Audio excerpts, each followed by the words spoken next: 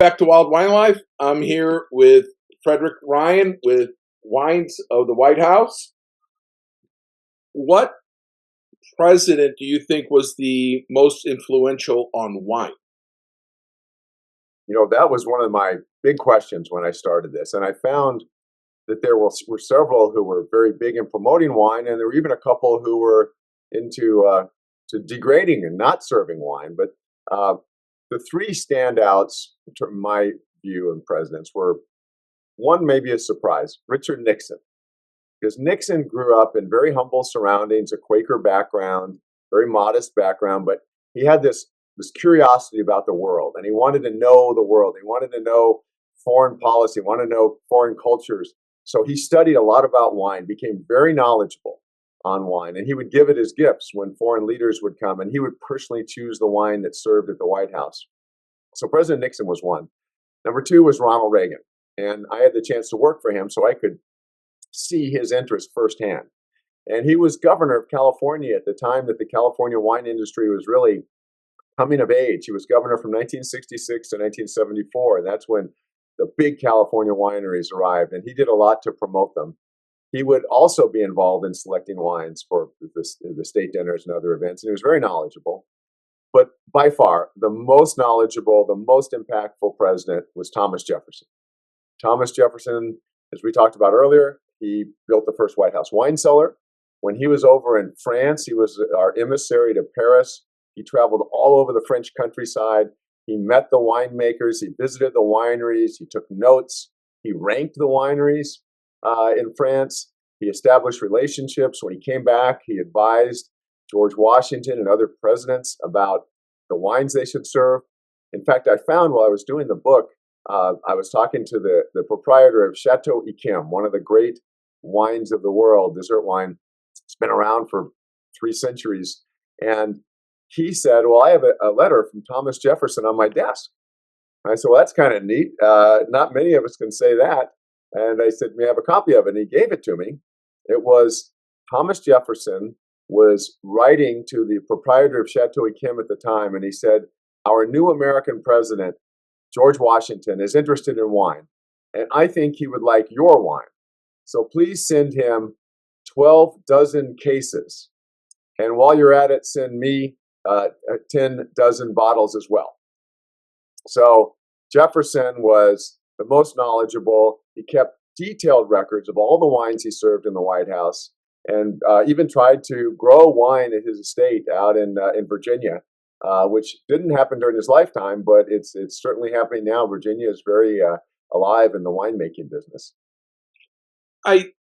You have after from Jefferson through John Quincy Adams, all the presidents served as a Secretary of State, and I kind of, as a hypothesis, think that had a big influence on these first few presidents being so big into wine. What Secretary of State have you encountered, whether it's from Kissinger to current Secretary of State, do you think had the best palate? Well, I'll just say one thing about the Secretary of State. President Buchanan, our 15th president, was Secretary of State just before he became president. And I found the records of a party he gave, a diplomatic event that he gave at a saloon in Washington that had 200 people there and served 450 bottles of wine. So he was into wine and into wine in quantities. I would say, recent secretaries of state, there have been, it's an important part of protocol, the exchange sometimes of wine gifts, certainly the toasts. So there are several. Condoleezza Rice was a terrific Secretary of State, and she certainly was knowledgeable about wine. She used it as very effectively in diplomacy. George Shultz was a terrific Secretary of State. He did the same. Colin Powell. So it's something where secretaries of state realize that, one, it's an important American business to be promoting American wine, but it's also just steeped in the traditions of diplomacy, and they've all learned to use it well. She was on, I believe Secretary Rice is on the Hoover Institute with Mr. Swanson. Wondering how much Swanson she enjoyed over the I years. I don't know. But the Hoover Institute in San Francisco is not far from Napa Valley in Sonoma, so I suspect she gets a chance to get out there every once in a while. I hope she does. I wouldn't doubt it. I actually play little snippets of Thatcher and Condoleezza Rice for my 6-year-old daughter, trying to get her to talk and not yell, saying they don't yell, Right. neither should you. They're both very, very effective stateswomen and great diplomats, secretaries of state, and of course, prime minister with Margaret Thatcher. Tell us about the offer you made to the Reagan White House to help clear out all those old European wines. Wow, you've done your research, Ray. When I worked in the White House, there for years the tradition had been to serve French wines and other wines of the world. The Kennedys served some of the best wines ever, the first growths, and going all the way back to Thomas Jefferson, who actually introduced the wines of France to the White House. So we had century plus of great French wines being served. And then as it evolved with Eisenhower, and then later on with President Johnson, and then finally with Ronald Reagan, it became clear that the wines to be served would be American wines to showcase the great wines of America, and we wouldn't serve wines from other countries. So I learned that there were some wines in the cellar, some great Bordeaux and Burgundy wines that had been bought several years before, and they at this time they would still buy wines, sometimes futures, and let them age for a few years and then sell them, unlike today where it's on an event by an event basis. So I learned these French wines were there and that there was a little bit of a dilemma. And I thought, I have the solution. I will offer to replace those fine aged French wines with American wines, current vintage. And I would exchange bottle for bottle, which I thought was a great idea. But I wrote it all up, and the ink had hardly dried on my memo when it came back with a big stamp rejected from the management team for the White House. So unfortunately it didn't work, but I made the try. At least you tried. Yes. Now, you also mentioned um, President Harrison produced whiskey. He was the only distiller president. And President Trump, even though President Carter grew grapes or made some wine, he didn't own a winery. But President Trump is the first president to own a winery. Was any of President Harrison's whiskey ever served?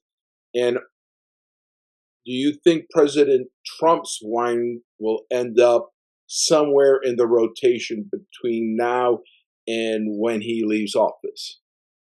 Well, going back to Harrison, I don't know that it was ever served. In fact, it probably wasn't served in the White House because as you know, he gave a very long inaugural address and a very cold day, and he died 32 days later. So he probably didn't have much time to think about what beverages he was going to serve.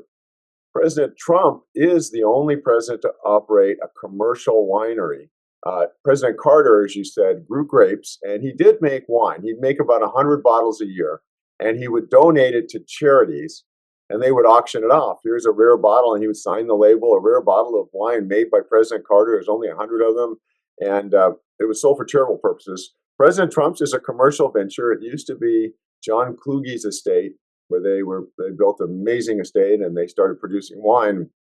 President Trump bought it. It's a sparkling wine made out in Virginia. I don't know if it's going to be served at the White House. So now here's a fun question. It's going to be a little bit of a twist. You get a time machine, and you can do a vertical of any wine you want. And with the time machine, we get to eliminate all the age factor. So you can do a vertical of any wine that's been served over the years at the White House from that winery, multiple vintages, whether it's your favorite Napa or your favorite first growth. You could see post and pre-phylloxera. So what wine would you like to do what wine would you like to do? And what would be a couple of the presidents you would want to dissect or analyze that vertical with? Boy, that is a great opportunity. I wish could be. I wish it was possible. I would say a couple. Of course, Thomas Jefferson was such a, as the founding father of American wine and amazing statesman, brilliant president. I think it would be certainly interesting to go back and sit around the table in the White House with him explaining to his guests how he discovered these wines of Bordeaux and Burgundy and what they were and how he brought them to America. And I'm sure he picked some good ones because you can see on the records he kept there were some great wines that were served during the time he was president.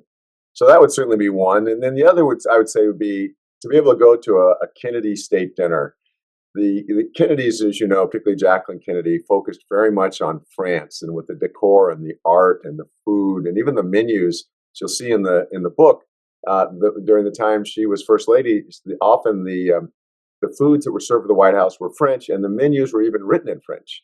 But at that time, she served some of the best first growth wines: the Chateau Mouton, Bordeaux, Margaux, great Burgundies.